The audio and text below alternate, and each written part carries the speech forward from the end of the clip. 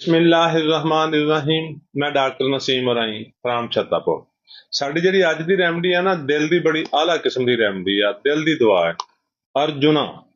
अर्जुना एक ऐसी दुआ है जिहदे विच इवें लगदा है कि दिल दे विच रुकावट आ गई आ, या मरीज नूं इस तरह लगदा है कि दिल दे विच कोई शै खून दी हरकत दे विच ਜਾਂ ਦਿਲ ਦੀ ਧੜਕਣ ਦੇ ਵਿੱਚ ਰੁਕਾਵਟ ਪੈਦਾ ਕਰ ਰਹੀ ਆ, ਔਰ ਉਹਦੀ ਵਜ੍ਹਾ ਨਾਲ ਮਰੀਜ਼ ਦੇ ਦਰਦ ਹੋ ਰਿਹਾ, ਸ਼ਦੀਦ ਕਿਸਮ ਦਾ ਦਿਲ ਦਾ ਦਰਦ ਔਰ ਦਿਲ ਦੇ ਵਿੱਚ ਖੂਨ ਦੀ ਰੁਕਾਵਟ। ਇਹ ਦਵਾਈ ਉਹਨੂੰ ਠੀਕ ਕਰ ਸਕਦੀ ਆ।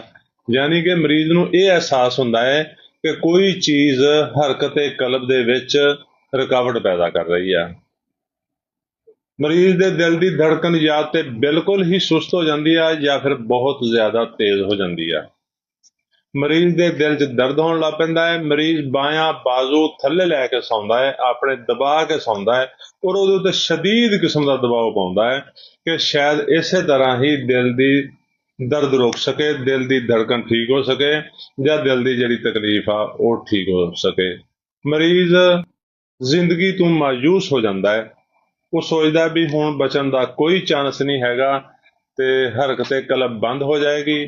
ਬਾਜ਼ ਤੇ ਇਸ ਤਰ੍ਹਾਂ ਹੁੰਦਾ ਹੈ ਕਿ ਮਰੀਜ਼ ਬੇਹੋਸ਼ ਹੋ ਜਾਂਦਾ ਹੈ, ਔਰ ਬੇਹੋਸ਼ੀ ਦੇ ਵਿੱਚ ਮਰੀਜ਼ ਦੀ ਮੌਤ ਵੀ ਹੋ ਸਕਦੀ ਆ, ਔਰ ਬਾਜ਼ ਮਰੀਜ਼ ਠੀਕ ਵੀ ਹੋ ਜਾਂਦਾ ਹੈ।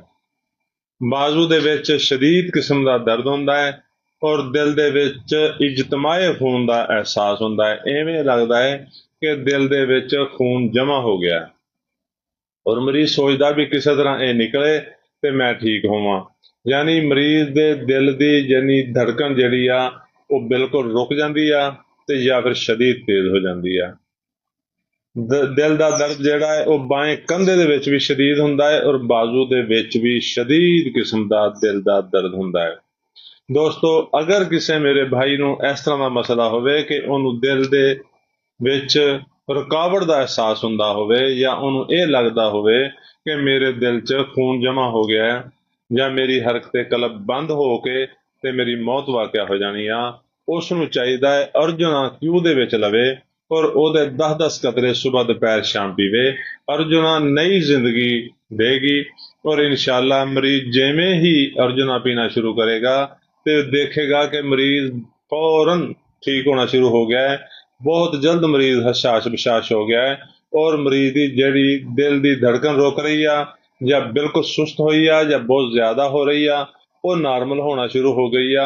ਔਰ ਜਿਹੜਾ ਉਹਦੇ ਦਿਲ ਦੇ ਵਿੱਚ ਕੁਝ ਰੁਕਾਵਟ ਆ ਰਹੀ ਸੀ, ਜਿਵੇਂ ਉਹਨੂੰ ਲੱਗਦਾ ਸੀ ਕਿ ਕੋਈ ਚੀਜ਼ ਹਰਕਤ ਨੂੰ ਰੋਕ ਰਹੀ ਆ, ਉਹ ਵੀ ਠੀਕ ਹੋ ਗਈ ਆ। ਔਰ ਜਿਹੜਾ ਕੰਧਾ ਦਬਾ ਕੇ ਉਹ ਲੇਟ ਰਿਹਾ ਸੀ ਸ਼ਿੱਦਤ ਮਰਜ਼ ਨਾਲ, ਸ਼ਿੱਦਤ ਦਰਦ ਨਾਲ, ਉਹ ਠੀਕ ਹੋ ਗਿਆ। ਤੇ ਦੋਸਤੋ, ਅਰਜੁਨਾ ਕਿਉਂ ਤਾਕਤ ਲੈਣੀ ਆ, 10 ਕਤਰੇ ਸੁਬਹ, 10 ਦੁਪਹਿਰ, 10 ਸ਼ਾਮ, 2 ਘੁੱਟ ਪਾਣੀ 'ਚ ਪਾ ਕੇ ਪੀਣੀ ਆ, ਔਰ ਇਨਸ਼ਾਅੱਲਾ ਤੁਸੀਂ ਠੀਕ ਹੋ ਜਾਣਾ ਵਾ। ਤੇ ਦੋਸਤੋ, ਸਾਡੀ ਵੀਡੀਓ ਨੂੰ ਲਾਈਕ ਤੇ ਸ਼ੇਅਰ ਕਰੋ ਤਾਂ ਕਿ ਵੀਡੀਓ ਹੋਰ ਲੋਕਾਂ ਤੱਕ ਪਹੁੰਚੇ ਔਰ ਉਹਨਾਂ ਦਾ ਹੀ ਫਾਇਦਾ ਹੋਵੇ। ਸਾਡੇ ਅਕਾਊਂਟ ਨੂੰ ਫਾਲੋ ਕਰ ਲਓ ਤਾਂ ਕਿ ਤੁਹਾਡਾ